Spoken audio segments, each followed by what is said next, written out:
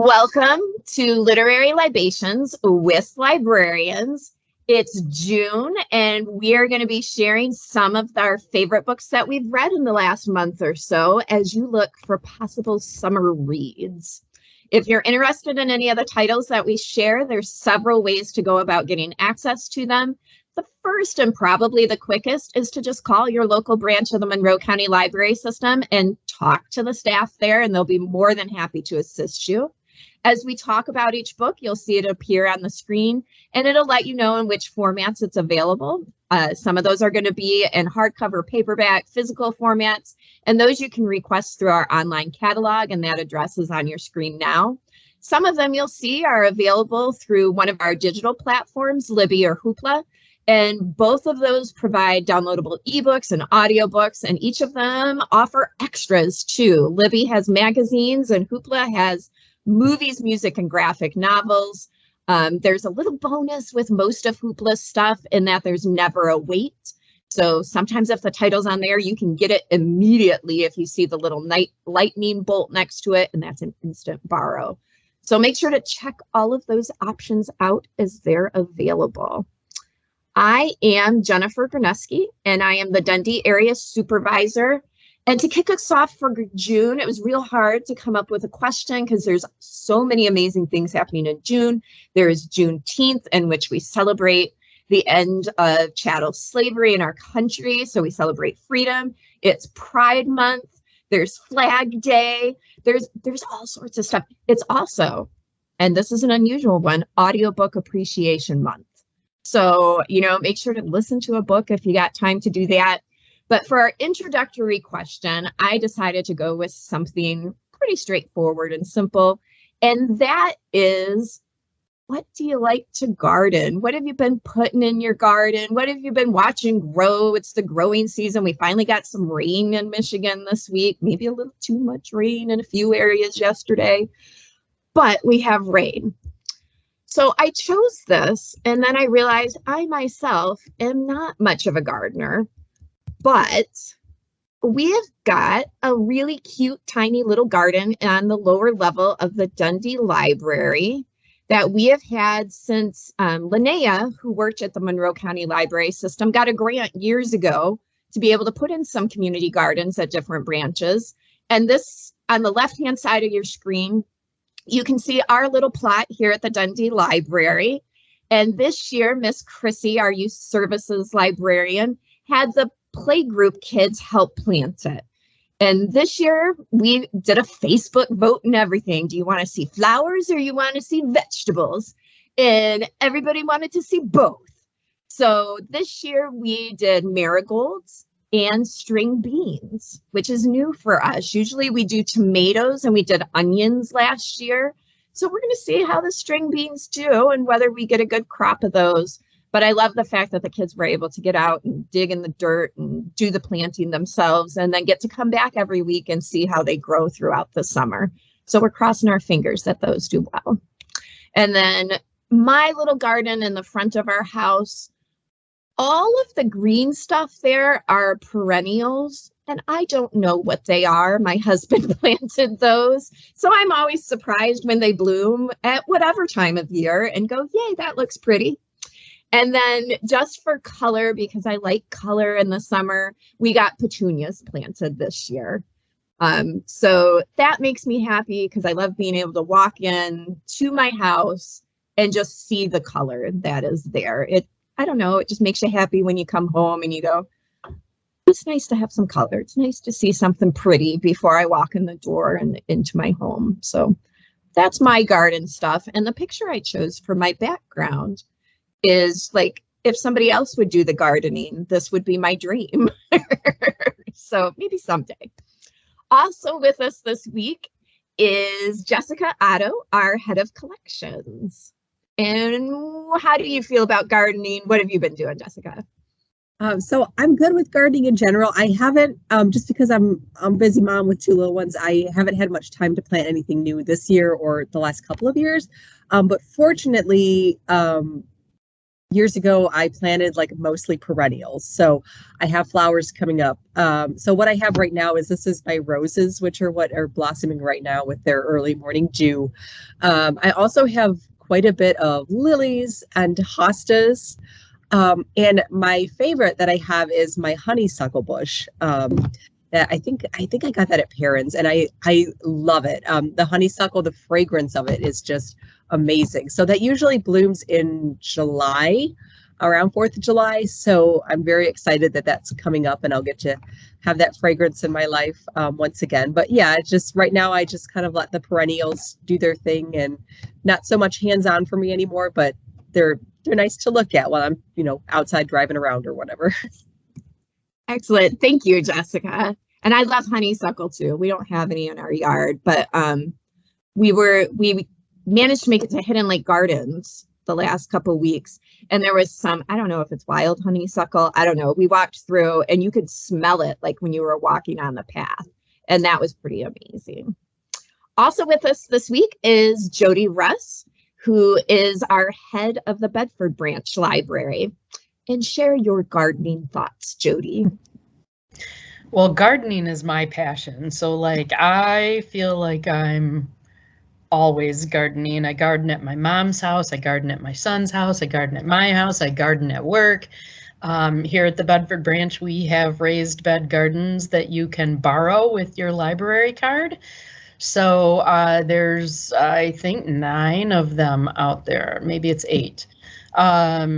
And we now have a combination of flowers and vegetables and herbs, some perennial herbs that come up in some of those. So it looks lovely out there, but then we also have a children's garden that has like a Peter Rabbit area and a pizza garden area and a sundial clock area and a stinky feet garden and all kinds of things out there. It's real, and they have a A to Z portion of it that has like a concrete block with a letter on it, and then a perennial of some sort that starts with that letter planted right next to it. So those are all, there's also a monarch garden out there. And then behind the library, we have several other things. So it's really, really beautiful out there. Really feeds my soul coming to work and taking a walk around the gardens and seeing those things. The pictures that are being shown there is a garden that I created at my house during the pandemic when we were all stuck at home and I needed to do something. So digging in the ground was one of the things I did. That big, huge pine tree. So the purple stocky flower that you see is a delphinium. They are all in bloom right now. But the day I took that picture, which unfortunately you can't really see in there, I guess I needed a better camera, there were little water droplets on top of all of those little flower buds on there, and it was just so pretty with the sun coming through. But that pine tree that's right behind that was one of those freebies that my kids got for Earth Day, like, you know, probably a million years ago. My husband and I transplanted it to this garden during the pandemic, and I didn't even know if it was going to survive. It's twice the size that it was when we moved it. Wow. And that was just a few years ago, right? So that's pretty amazing. But that is a dahlia on the other flower that you see there, and a specific kind of dahlia that has those little tufty things that come out of it. I don't know. This is the first year I've planted dahlias, and I'm so excited about them because that's such a beautiful flower. But I have a lot of perennials in that particular garden. I do also plant like zinnias and cosmos and sunflowers that'll just like randomly come up wherever they want to. And then I have 3 raised bed vegetable gardens in my backyard. Absolutely love gardening, can't stop planting things. I'm sure my husband is sick of it. Yeah, we normally plant tomatoes, but I'm the only one in my house that eats them. So we didn't plant tomatoes this year. Oh, but I've got like pea pods and onions and leeks and okra and green beans and yellow beans and carrots and beets and radishes and tomatoes and peppers, all in 3 raised beds that are only like 2 feet by 4 feet. So wow. You're feeding everyone. Yeah, kind of packed in there. Yeah. Wow. And thank you for sharing the gardens that Bedford has. I knew you had a lot. I didn't realize how many you had or how creative they were. That's amazing. Yeah. And I should also, it made me think we should mention that many of our branches, I know Bedford and Frenchtown do plant cuttings that you can go into the library and take home and plant wherever you choose to. And then I know several of the libraries, Bedford, maybe Petersburg, and there's probably some in North County and maybe Dorsch. Call your local branch and find out. They also do seed libraries. So if you just want something new or you need vegetable seeds, but you don't need a ton of them like you get in the packets, contact your local library and see what they have available, because there are lots of options. So yay for outdoors and amazing, beautiful things to look at during this time of year. And for our reads for June, I'm going to ask Jessica to kick us off. So in this last month, I have been reading a lot about films and film history. I am a huge film buff or cinephile. I don't just enjoy watching the films, but I'm also very interested in how films are made. It's fascinating to me that all that work that goes into making a movie. There are so many people with varied backgrounds, experiences, and perspectives that work in so many different roles, from directors and actors and editors, camera operators, and so on and so forth. They come together and they each contribute their own unique part to help get a movie from script to screen. So one of the themes I explored in my reading in the last month is, how did we get to where we are today with filmmaking? And so how did this all begin? So my first title, Action, How Movies Began, by Megan McCarthy, helps to answer these questions and show how the art of making films has evolved over the years, and how iconic scenes from earlier films inspire contemporary filmmaking. So of all the film history titles I've read recently, I selected this title to share because it's a work of juvenile nonfiction. So it's basically the most general work that I read. It's really meant to be a jumping off point, if you will, for further reading on this topic. So the first thing that caught my eye about this book is the cover with its depiction of Leo the lion. So if you're not familiar with Leo the lion, he has been the mascot of Metro-Goldwyn-Mayer, aka MGM, since 1917. So this is, if you can picture, if you're watching a movie, an MGM movie, this is the lion that appears in the opening credits of MGM films within the circle logo, and he kind of looks around and gives a roar. That's Leo. I think there's been like 8 or 9 different Leos over the year that have actually different real names, but they're all Leo. So the book starts out with explaining why movies are important to us. To quote the book, movies, they can take us on adventures, send us back in time, and introduce us to new people and places. They can spark joy, sadness, and even fear. We can't imagine our world without them. So when did movies start, and who invented them? Well, it turns out that motion pictures started with a series of still photographs of a horse as it ran across a track.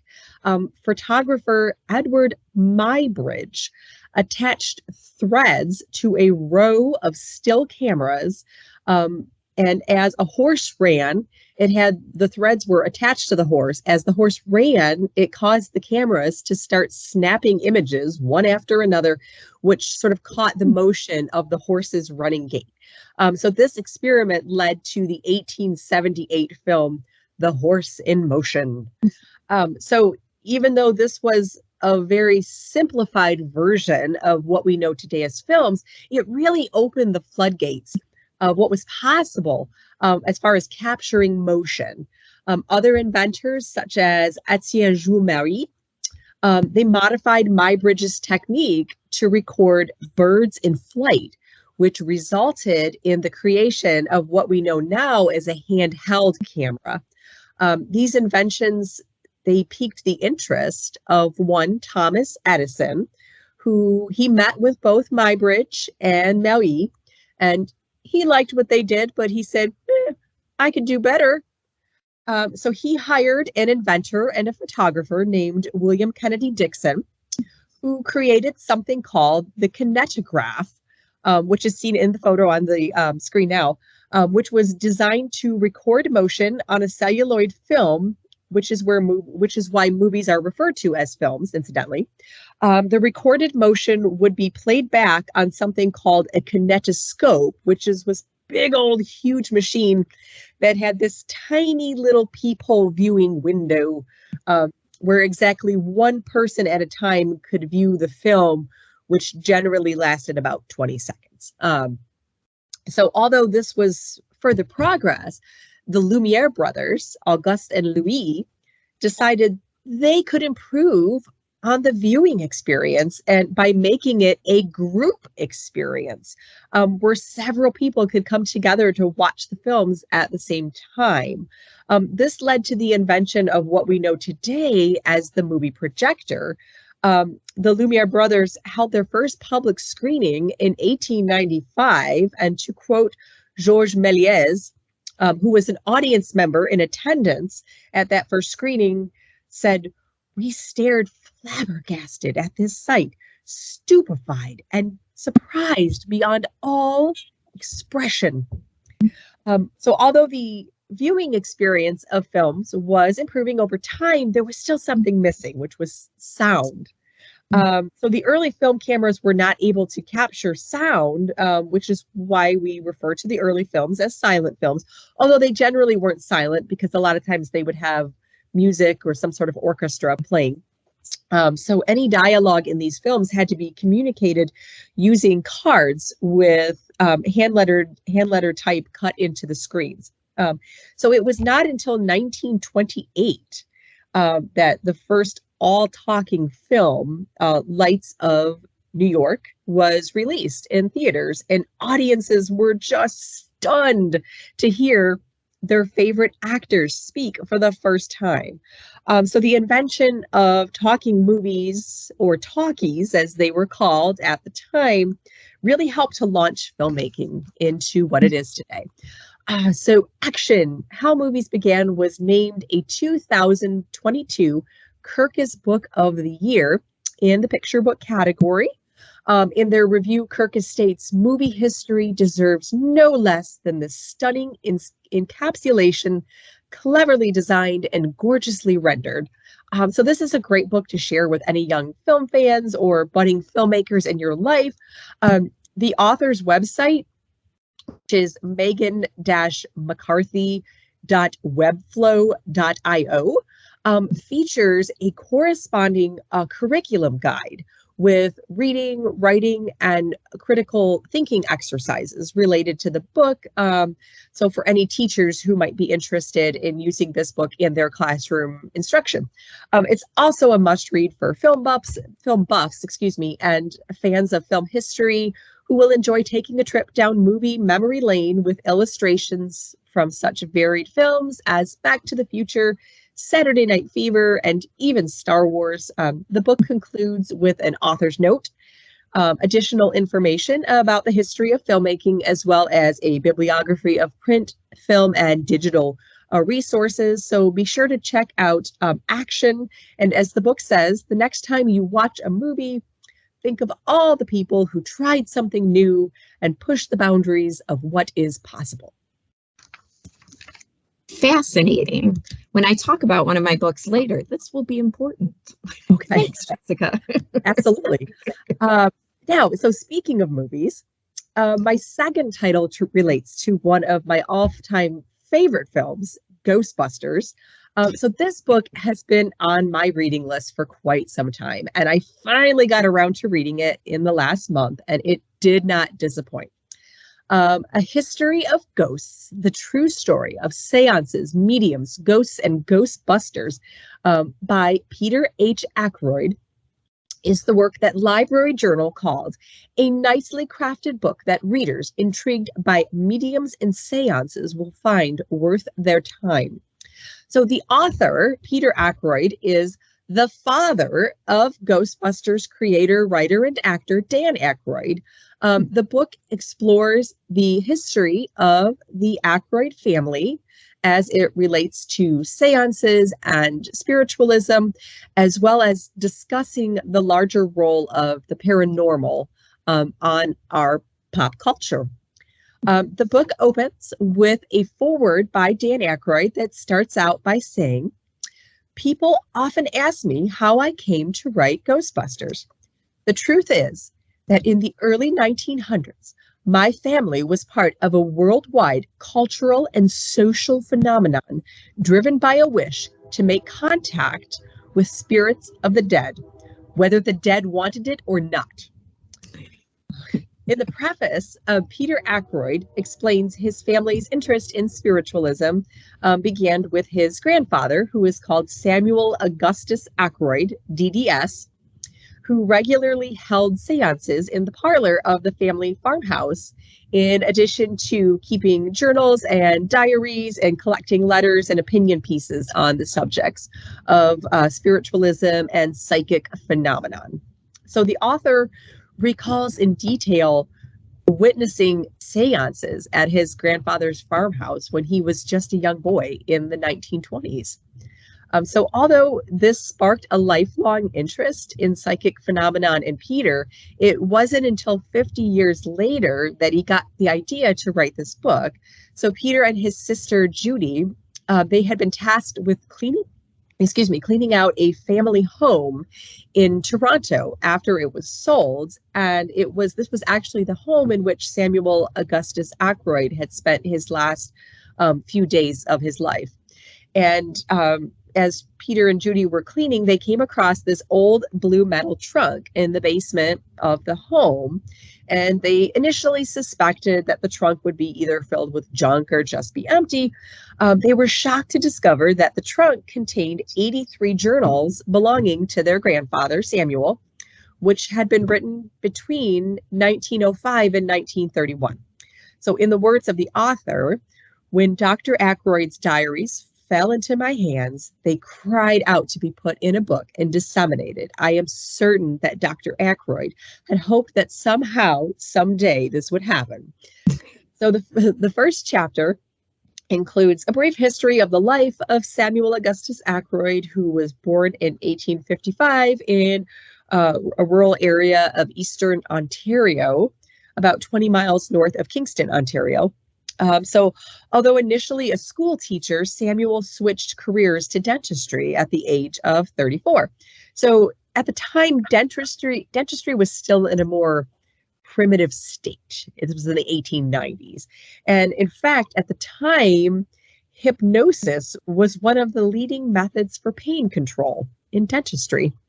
So it is speculated that his introduction to hypnosis through his study of dentistry is what sparked Samuel's interest in spiritualism, which was a relatively new concept at the time. The remainder of the chapter focuses on the beginnings of spiritualism and also the role of home seances. The first chapter also explains the origin of the term ectoplasm, which was coined hundreds of years before Ghostbusters came out in theaters, as well as a guide to making DIY ectoplasm at home. Excuse me.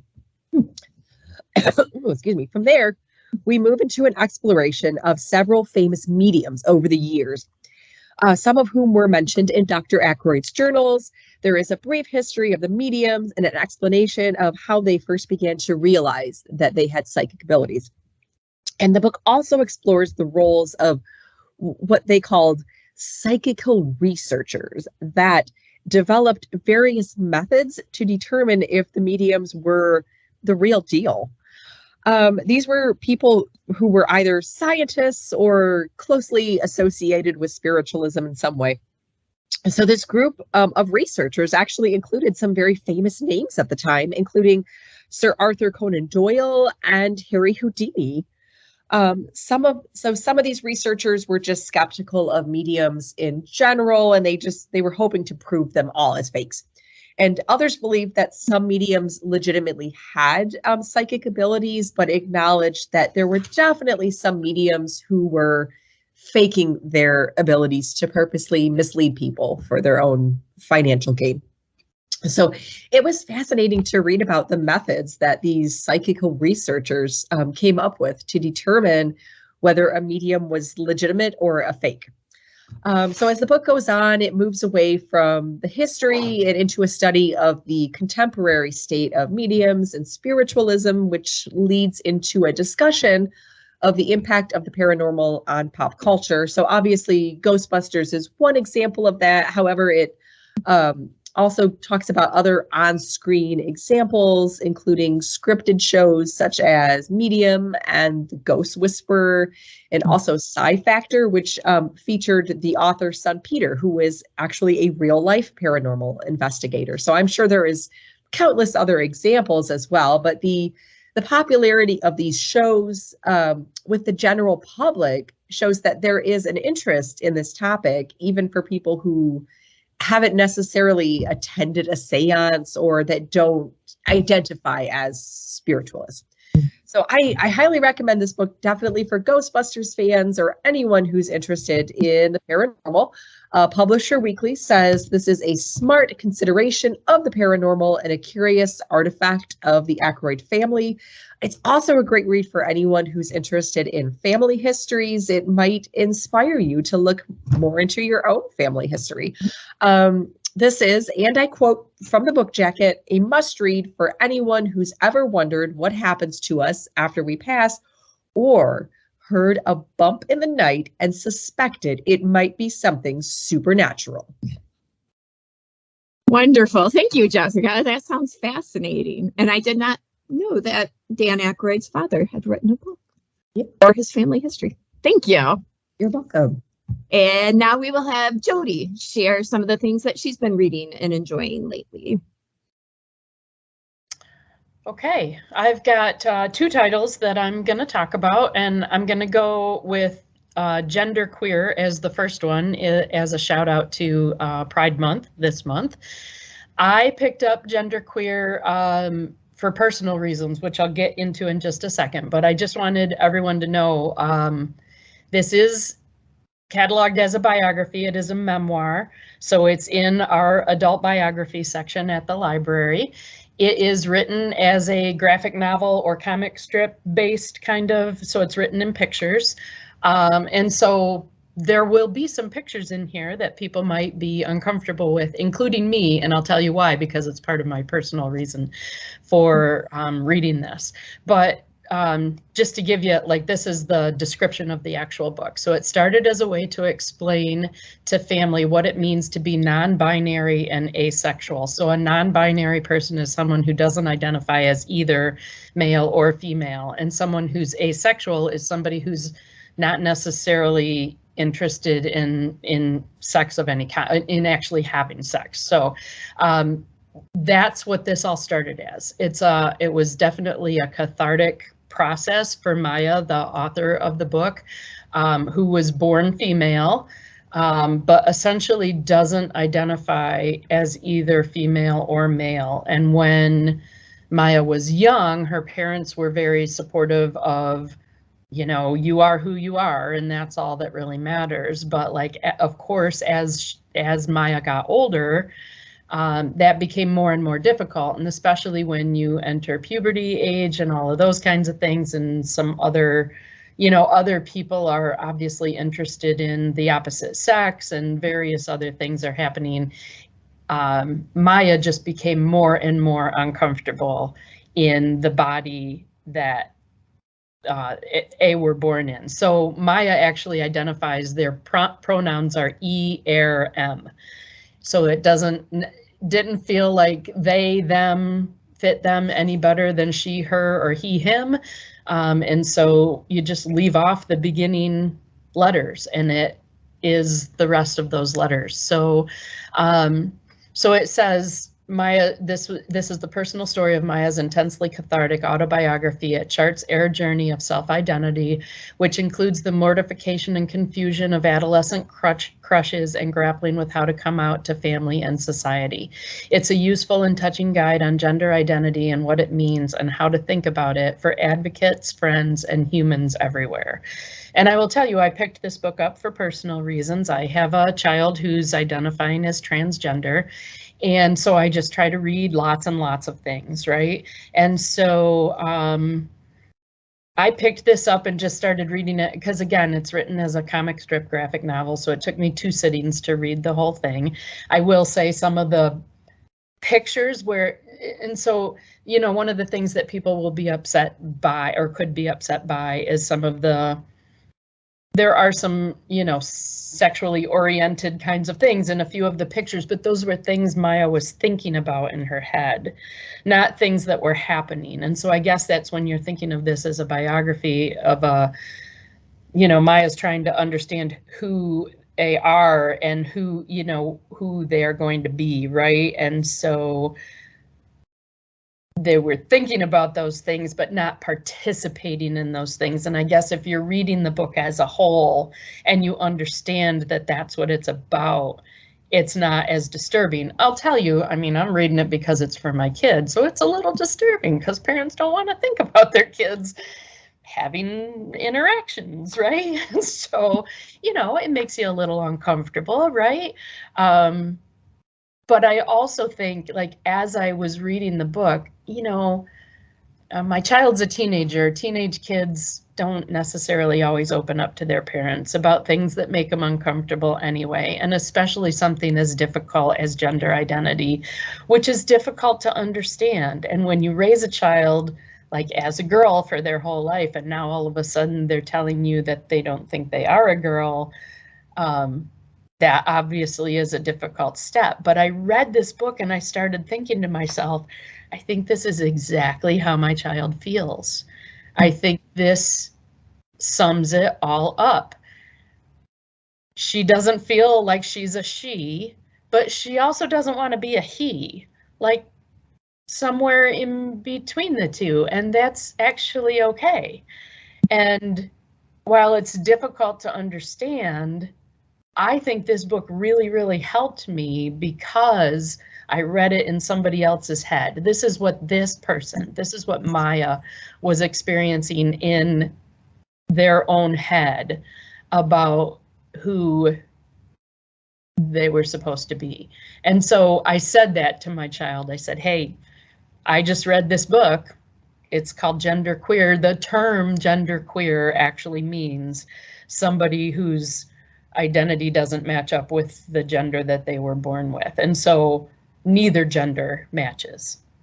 That's what the queer part of it is about, right? So they're not associating with a gender, which I get it, is difficult for people to understand.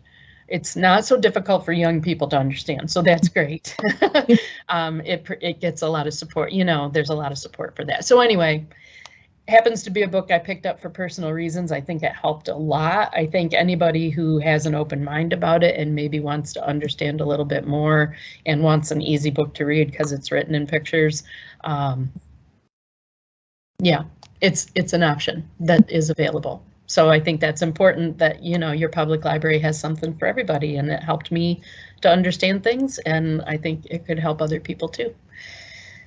So then the other book that I want to talk about, switching gears completely, really, is one that I read for, I run a nonfiction book club here at Bedford called Just the Facts, and it's one that I just picked up as something to listen to that I'm now going to read as a book club title with 2 different book clubs that I'm now running, and it's called One Summer, America 1927 by Bill Bryson. So Bill Bryson does a lot of really neat books.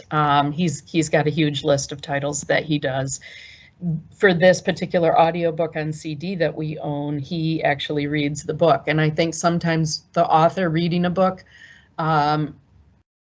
really makes it a lot more interesting to listen to. So I think he does a really good job of reading it. And so he retells the story of not only a truly fabulous year in American history, but a truly fabulous summer in American history. And so we've all heard the big events that have happened. We all learned about the big events that happened, but I certainly, and I'm a history buff, I certainly didn't realize that truly all of these things happened in one summer, right? So like the biggest story, well, the 2 biggest stories, let's go with the 2 biggest stories. Charles Lindbergh flew the Spirit of St. Louis across the Atlantic Ocean. But there's so much more to that story. The second big story is 1927 was the first year that Babe Ruth hit 60 home runs. So there's a picture on the screen there of Lou Gehrig and Babe Ruth as New York Yankees, and then Charles Lindbergh with his Spirit of St. Louis. And so he gives you a lot of the background story. We'll start with the Lindbergh thing. So flight was a lot more popular in European countries, France in particular. So in France, every year they were running a competition for pilots who could fly the furthest distance. And you would win X amount of dollars from this really rich guy who kept sponsoring this. So all the really good pilots were French. And then, like, out of the cornfields of Minnesota come this guy who's never really flown a plane, but is superiorly confident that he is capable of doing anything anybody else can do better, right? That's pretty much sums up Charles Lindbergh and his thoughts about this. But when you, like, the story of him actually doing that in this book, all of these other people had multiple people flying with them, right? Everybody had a co-pilot, every single person. And not only were there like, what, 12 or something people who joined in this competition to fly across the Atlantic from the beginning, only like 3 of them made it to the point where they were actually going to try it because things failed on their airplanes over and over and over again, and it wasn't safe for them to do it. Lindbergh did it all by himself, literally all by himself, with no navigation tools, right? You only knew where you were because a building below you, if you're flying over land, might have had something written on its roof. Funny story about that. There's actually a building outside the Sydney, Australia airport that says "Welcome to Perth" on the top of it. And people coming into the airport are thinking they're in the wrong city. Really coming into Sydney, but it says "Welcome to Perth" on it. So it's kind of a funny joke. But anyway, Lindbergh's, you know, balancing, he's flying for over 24 hours. He's balancing his flight logbook in his lap while he's, I think he said he ate 1 sandwich. He was thoroughly embarrassed because people at the other end were asking him, you know, how he went to the bathroom or whatever. Like, he did, you know, he doesn't want to discuss any of those things. It's too, he certainly didn't want the stardom that he suddenly had. But really, really amazing that he even made it, let alone how he did it. And you get a lot more of the background story of how Lindbergh made that flight. And then lots of other things that Lindbergh did after that that made him not so popular anymore. So the whole story of Babe Ruth, like, you know, I guess I kind of forgot, I'm a big baseball fan, but I guess I kind of forgot that Babe Ruth was also a really great pitcher. He was signed in 1914 by the Orioles and then traded to the Red Sox as a pitcher.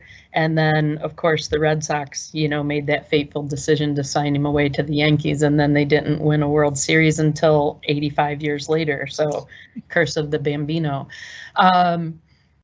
But anyway, it's the whole story of Babe Ruth and all of the amazing things that he did in 1927, too. It also includes stories about Herbert Hoover, Calvin Coolidge as the president. Like, Calvin Coolidge was on a vacation and he would go to a kind of a fishing retreat and I think it was Wyoming, but now I'm not positive about that. And so he called up the local school and asked if he could use one of their classrooms to do a press release, and he sat at a teacher's desk to do the press release that said, "I'm not going to run for president this next time." Like, can you imagine that sort of thing happening now? But that's the kind of guy Calvin Coolidge was. He didn't want a whole lot going on. This is also when Al Capone came to fame in Chicago. Also when Sacco and Vanzetti were arrested and put to death. There was also a woman who was put to death that year for her role in her husband's murder, and that was the first time that a woman was put to death, and I honestly don't remember her name. I'm sorry, I forgot that. Mary somebody. But all of these things happened literally in one summer. It's really pretty amazing. So Bill Bryson does an amazing amount of research into all of the history of that, and you can read or listen to it all in one relatively concise. I mean, I feel like it might have had 16 discs, so it was a little while to listen to, but relatively concise story and very well written, fascinating stuff. Oh, also 4 bankers from around the world got together and had a secret meeting that they didn't bother telling anybody else about. That was really, the outcome of that was what caused the Great Depression to happen. All of that stuff happened in the summer of 1927. Wow. Crazy stuff. Thank you, Jody. It always amazes me the wide variety of books that are available at the library. You know, like you can learn so much and see perspectives on so many different things. And just the books you've shared and that Jessica have shared speak to that breadth of knowledge that is there. Yours for free. Come in, use what we have. Right. Thank you so much for sharing. Sure. And now I will share my titles. And mine are both fiction this month. So I'm glad that other people have talked about nonfiction. My first one, I have to start off by saying thank you to NetGalley and Random House Publishing Group Ballantine Del Rey for the digital advanced reader's copy. Silver Nitrate is one of the books that I talked about earlier in this year that I was excited about having released. And it is coming out July 18th. And I have now read it and I'm ready to talk about it. And this is the one that kind of ties into what Jessica talked about the history of film. So Silver Nitrate is by Silvia Moreno Garcia. And you can see right on the cover there, probably her most popular book has been Mexican Gothic. And if you are a horror fan, you're probably familiar with that. Silver Nitrate is actually the first book I've read by her, because Mexican Gothic came out and I was going to read it, and then other books come out and you don't have time to read all the things. But I managed to read this one.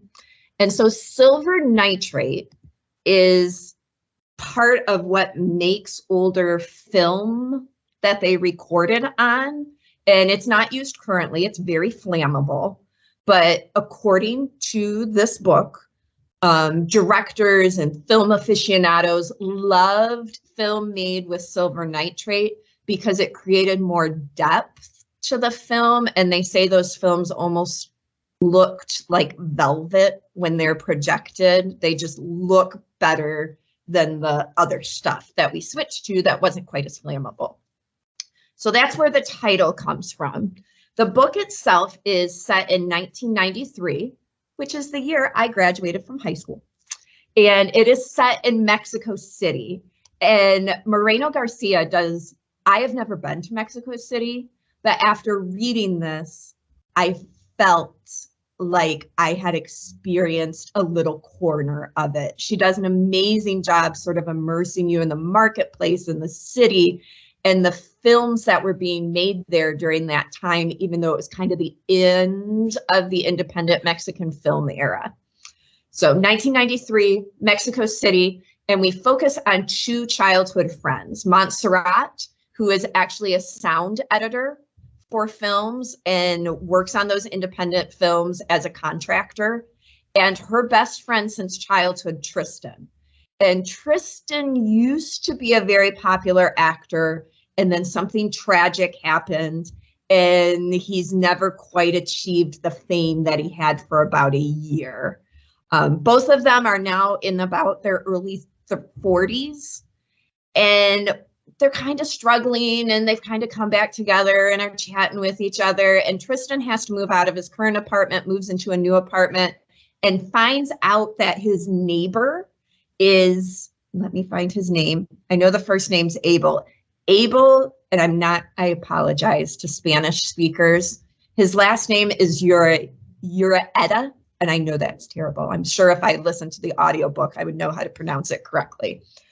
but he was a cult horror filmmaker from the 50s. And one of his films in particular was never completed. Even though they had filmed it, it was never shown to anyone. It said that something went terribly wrong in the filmmaking process, and nobody's really sure what happened.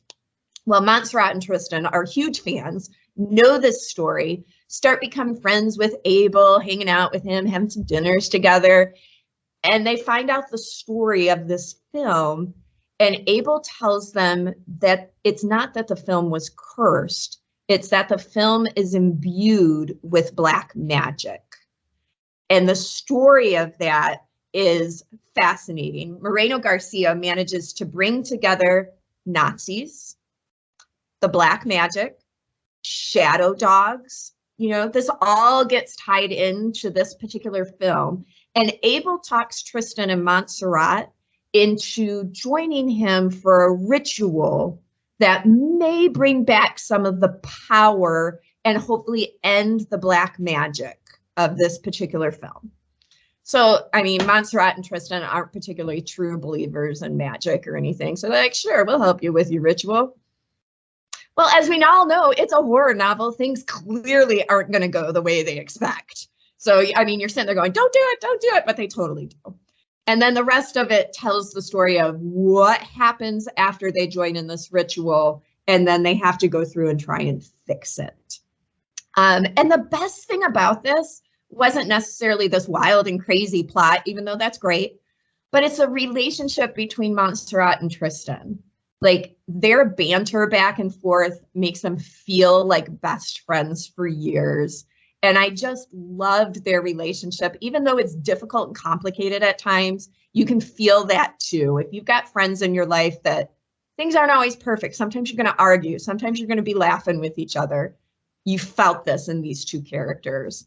So if you're a horror fan, give this one a try. It's unusual. I wouldn't consider it straight horror where, you know, monsters are jumping out of the, you know, walls or anything. Although, you know, shadow dogs.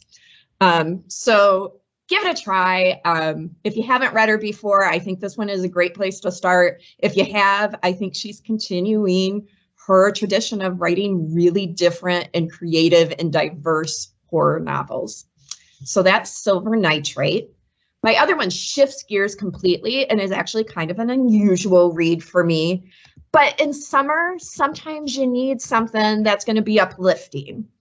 So my next book is The Celebrants by Stephen Rowley.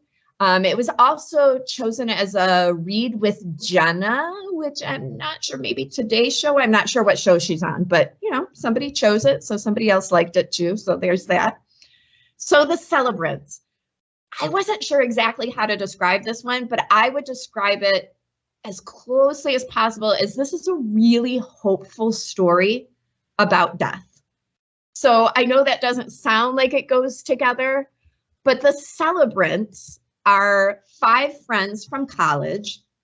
And again, they graduated from college sometime in the 90s, which makes them right around my age, which immediately draws me into it. So if you are also a person who is almost 50, you are right in the age category for this book, because when they talk about their college experience, you're gonna be like, yep, listen to that song. Yep, probably had a class like that. So 5 college friends, Jordan and Jordy, the Jordans, who it's not a surprise because you know right up front, end up getting married to each other. And then Naomi, Craig, and Marielle. And they went to Berkeley out in San Francisco together, and that's where they met. And while they're there, something happens and they make a pact together that they agree that at any time one of them wants to call in the pact, they will hold a funeral for that person, even while they're still alive, because they feel that makes the most sense, because at a funeral, it's too late for that person you're holding the funeral for to hear how much you care about them, to hear how much they affected your life, to hear about how much you love them. So they decide anytime somebody wants to make this happen, we will all come together and we will hold a funeral for you to let you know that you are celebrated, that you are worthwhile. And so then you get to see through the book the different times in each of their lives that they hold a funeral for one of the friends. And it's, you know, and some of them are silly. They end up doing some crazy things at the funeral. But ultimately, I just loved this idea that if you have people in your life that you love and care about, and we all do, don't wait to tell them that. Let them know. Send them a note, send them a text, say, thank you. You know, when you did the X, Y, or Z, that meant something to me.